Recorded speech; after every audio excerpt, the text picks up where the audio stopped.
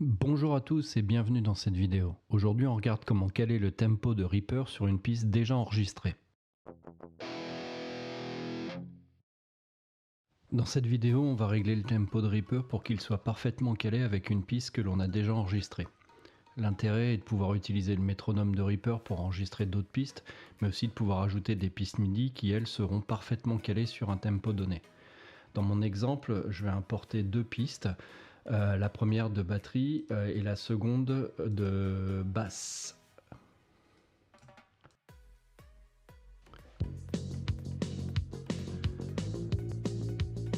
Voilà, donc on entend bien les deux pistes, mais on voit qu'elles ne sont pas parfaitement calées. Donc moi je sais que le tempo est autour de 177 BPM, donc je vais modifier directement le tempo à 177 BPM. Et là j'ai un premier problème, je vois que Reaper a accéléré ma piste et c'est pas ce que je veux.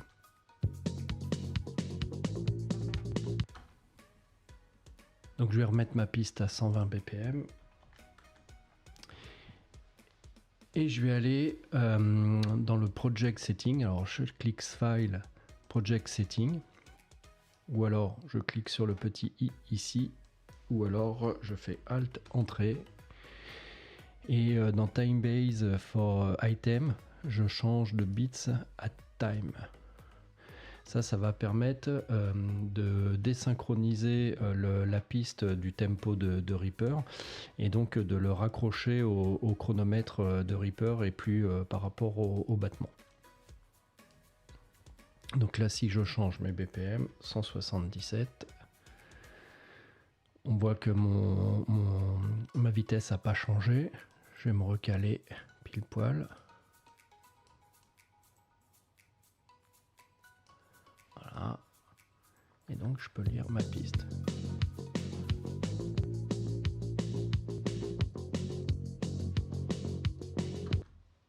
Donc maintenant je vais pouvoir ajouter ma piste MIDI. Donc je l'insère dans mon projet. Je vais essayer de la caler au démarrage de ma piste audio.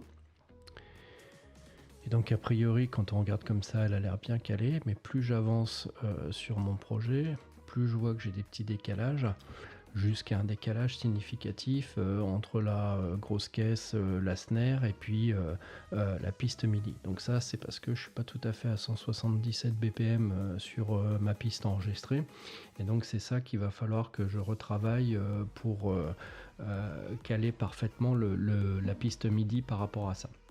La piste enregistrée, elle me convient comme elle est, et donc je souhaite préserver le groove du batteur et garder ces légers ralentissements et ces accélérations. Donc je ne vais pas éditer la piste pour la rallonger ou la raccourcir et la caler par rapport à ma piste MIDI. Je vais faire l'inverse, je vais travailler sur le tempo de Reaper. Donc là le but ça va être de caler toutes les pistes par rapport à un tempo qui est piloté par la piste de batterie. Et donc pour cela je vais déjà commencer par aller sur ma première mesure, faire bouton de droite et insérer un time signature marker. Donc là je vois que je suis à 177 BPM qui correspond bien au BPM que j'ai défini au départ dans Reaper. Et donc on va retrouver cette indication ici. Donc si je double-clique dessus, je peux aller la modifier.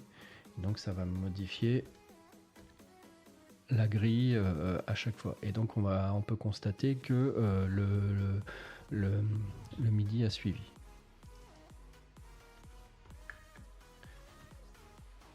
Donc là maintenant je vais aller récupérer toutes mes pistes. Donc là elles sont plus ou moins synchronisées. Donc je vais toutes les sélectionner et puis je vais aller les caler sur ma première mesure. Donc je peux faire Shift pour les caler plus précisément. Voilà.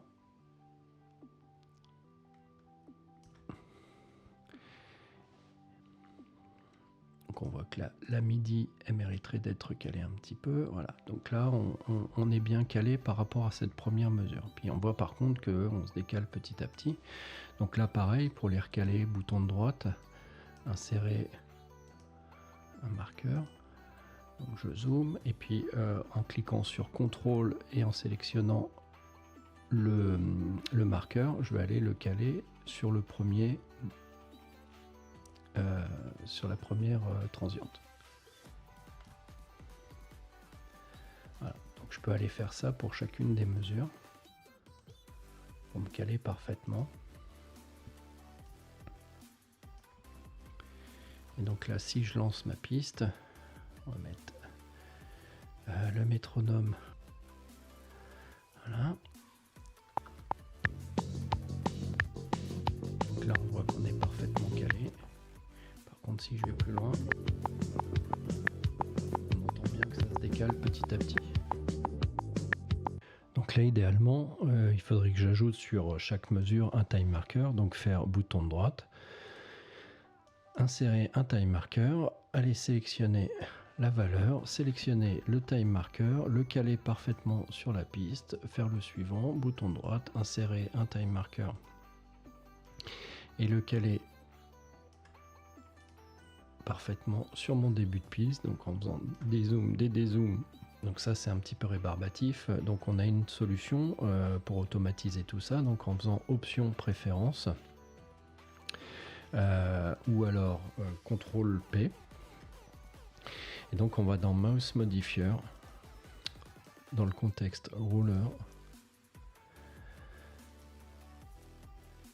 left click, on va prendre CTRL,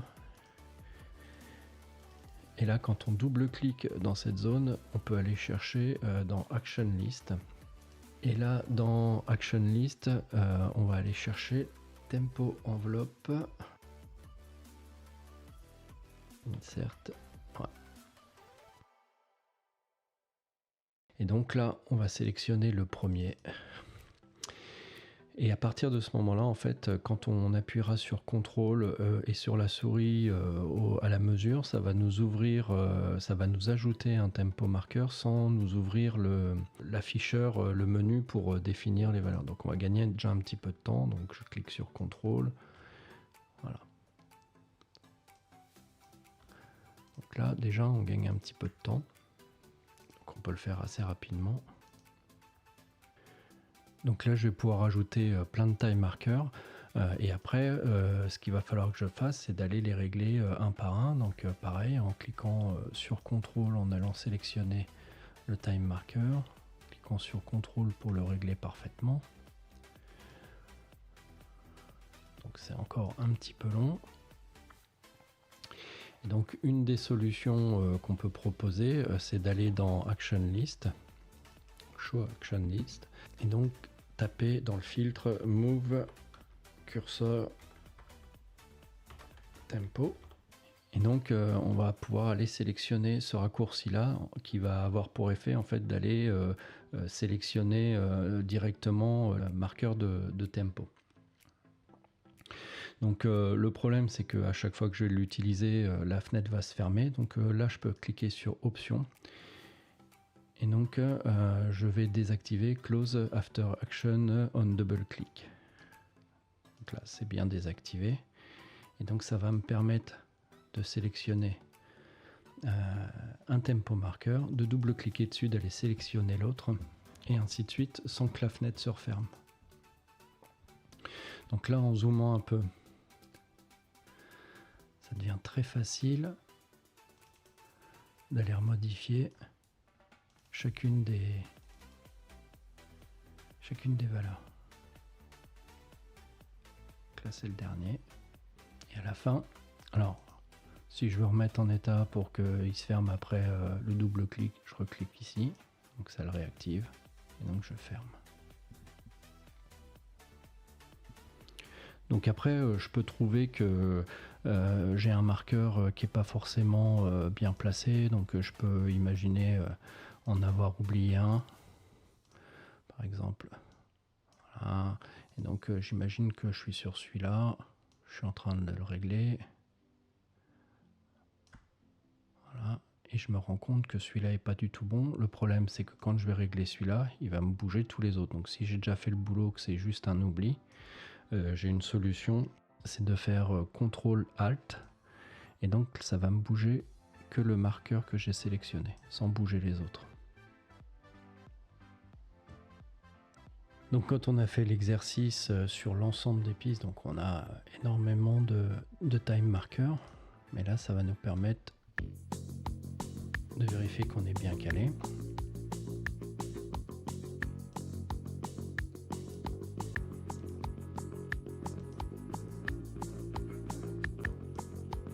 Et donc tout au long de la piste,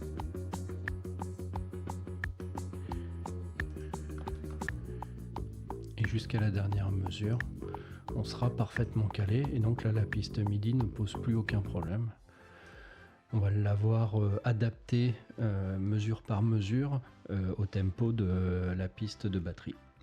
Voilà, c'est terminé. Merci d'avoir suivi ce tuto.